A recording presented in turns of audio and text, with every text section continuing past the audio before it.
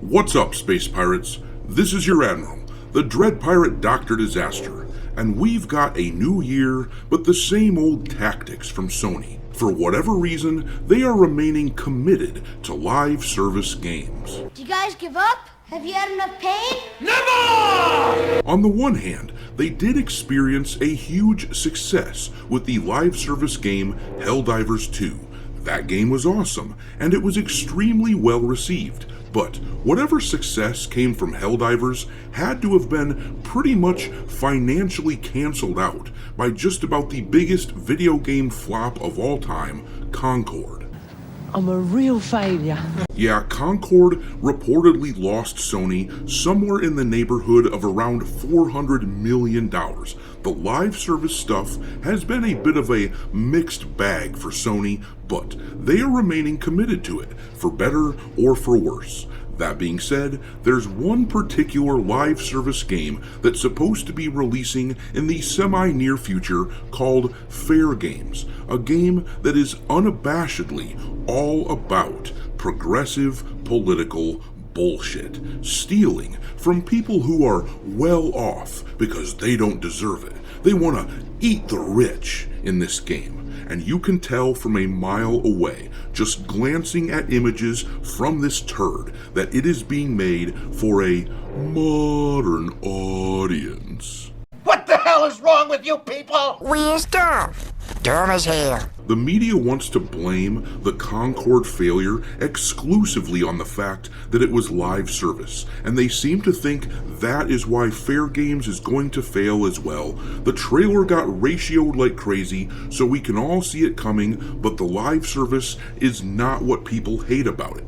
People don't love live service as a general rule, but the game just looks awful. Here is the blatant truth at the heart of what is going on with these games.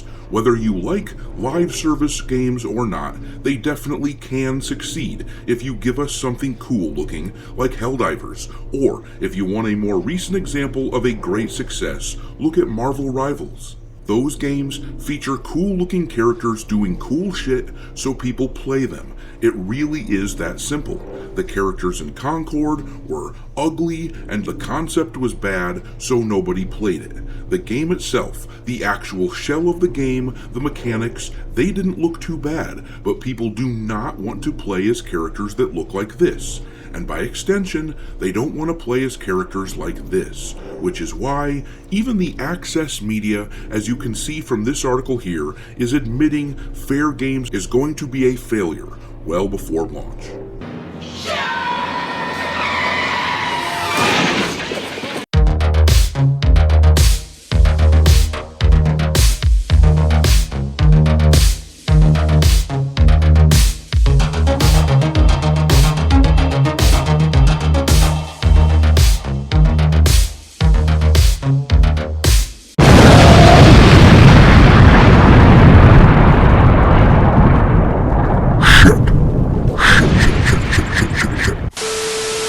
Alright, me hearties, make sure you like this video and subscribe to the channel if you haven't already. We have gotten a lot of new subscribers lately, which is why I now have to ask the following question. How many assholes we got on this ship anyhow? Yo! We now have 113,000 space pirate a-holes in this buccaneer crew of ours, and as is the custom on this channel, with every 1,000 subscribers, we add a new ship to the fleet in order to house the new guys.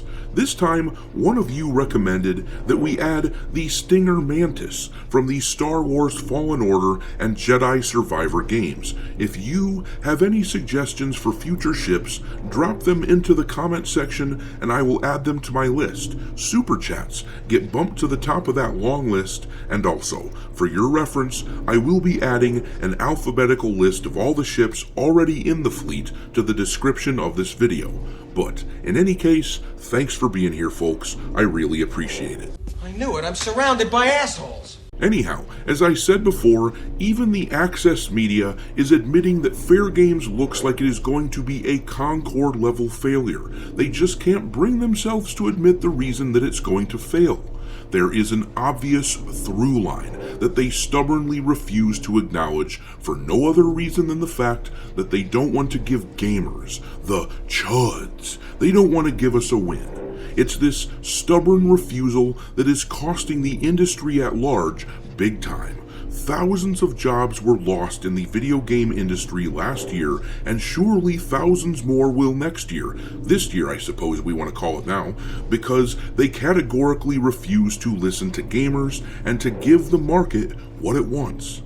This article here is from Paul Tassi in Forbes. You may remember him as the guy who defended the hell out of Dragon Age the Veilguard on Twitter, claiming that it was a major success because it reached the top of the Steam charts on the day that it released. But then he deleted that tweet because Dragon Age failed as hard as we all knew that it would. And it failed for the same reason that Concord failed, and for the same reason that Fairgame is going to fail. We all see it, but the dude refuses to say it. Here's what he wrote in this article though. He said, Sony recently reiterated its commitment to live service games with one big hit last year, Helldivers 2, one big cancellation, The Last of Us Factions, and one big failure, Concord. It's no great surprise it is continuing down this road given the way the industry is trending and the limited shelf life of its famed single-player games, but it immediately made me think of a game that Sony is allegedly releasing that I have to believe is predestined to fail, Fairgame. If you don't know what Fairgame is, I wouldn't blame you, but it's being made by Jade Raymond's Haven Studio, announced 18 months ago with little information since. It's in the heist genre, but between that title and its initial trailers, the vibes are just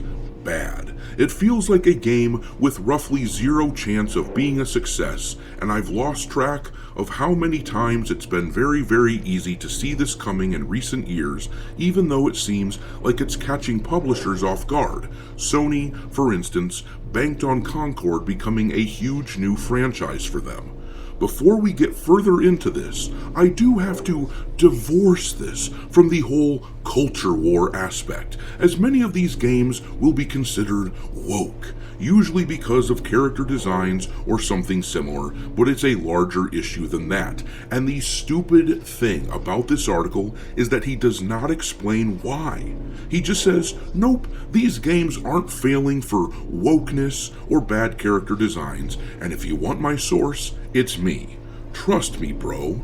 He spends the rest of the article talking about a variety of live service games. Some of them are failures, like Concord. Some of them are successes, like Helldivers or Marvel Rivals. He highlights the commonality between the failures, the fact that gamers consider things like Concord and Fairgame to be woke, but he just casually dismisses it as the root cause without explaining why. Once more, for the people in the back, there is a common through line in all of these games that are failing so hard, whether they are live service or not. Dragon Age the Veilguard, Concord, Dustborn, Unknown 9 Awakening, Suicide Squad Kill the Justice League, Access Media turds like Paul Tassi might not like it, but it must be acknowledged that these games failed because the characters are often ugly and boring shitheads that nobody wants to pretend to be, and because gamers perceive these games to be woke and preachy. I mean, look at the Fairgame trailer here. That thing hit 413,000 views, and it got 4.1 thousand likes to an obliterating 51,000 dislikes. People do not want to play this game, and if you look at the comment section, they aren't exactly hiding their thoughts on it. This comment here got more likes than the trailer itself. It says, "Eat the rich, everyone," said the giant corporation. "Also, please buy our overpriced Battle Pass and MTX." "Eat the rich," said BlackRock, the multinational investment management corporation. "People are just tired of the preachy woke crap coming from these hypocritical corporations who pretend to care about progressive politics." But then this comment here says, "Guys, we're going on a heist. Prepare yourselves." Alright, let me just put in my giant hoop earrings. And then this is how people who glue themselves to a road see themselves. And of course, this person is referring to all those jackass activists who block traffic by gluing themselves to a road. The thing is, people at large are tired, exceedingly tired, of this cocksure attitude from these progressives that they are the champions of mankind. We are over that shit. We are over being preached at, and we are over having ugly characters being shoved down our throats in what is supposed to be our escapism. 2024 was the year that gamers stood up against this crap. I'm hopeful that 2025 will pick up that torch and carry it forward, because we deserve products that are better than Fairgames. Though, on the other hand, I must confess that I'm looking forward to seeing this game fail when it's released. It's going to be epic and a lot of fun to mock. But I'm going to leave it there. Drop your mockery of Sony and Fairgames into the comment section below, and we will talk there. Thanks for watching me, hearties. If you haven't already, your Admiral is inviting you to subscribe to the channel and become a part of the crew. Life as a space pirate may not be glamorous, but there's always plenty of booty.